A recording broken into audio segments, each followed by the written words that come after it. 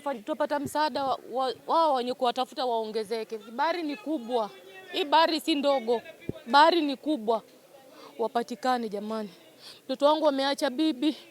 Ni mjamzito. Anajifungua next week. Nini wasiite Navy kutoka saa 9 yenye mtoto alizama kwa maji mpaka saa 1 ndio mzazi kama mimi nasikia Caleb Otieno amekufa kwa maji. Mashindano kama haya yanakuaga Miritini Jomvu. Kuna kuaga na life jacket.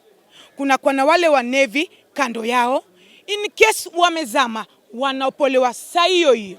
Kwa nini Caleb Otieno waliingia kwa maji bila life jacket? Nimetumia jasho yangu, leo anakuja kufia kwa maji. Mfanye haki yake. Apate haki yake mtoto wangu. Tomili apate haki yake. Mtoto wangu apate haki yake. Ile si kitu. Ile si kitu ya kubeba watoto wengi ile.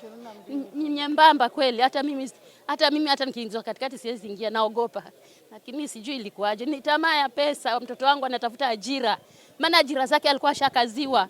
Sasa akaona tu sasa mama simwambii, wacha niende nitafute ajira nyingine yenye hajawahi fanya kwa maisha yake. Pale Bangala tuna bahari na hajaitembea, hajaiogelea. Ningeomba management ya hii hoteli watupatie yule mwenye alikuwa amesimamia hiyo event yenye ilikuwa inaendelea hapo juu, kwa sababu wamechukua vijana wadogo ambaye hawajui bahari ni nini, wanakuja kushindana.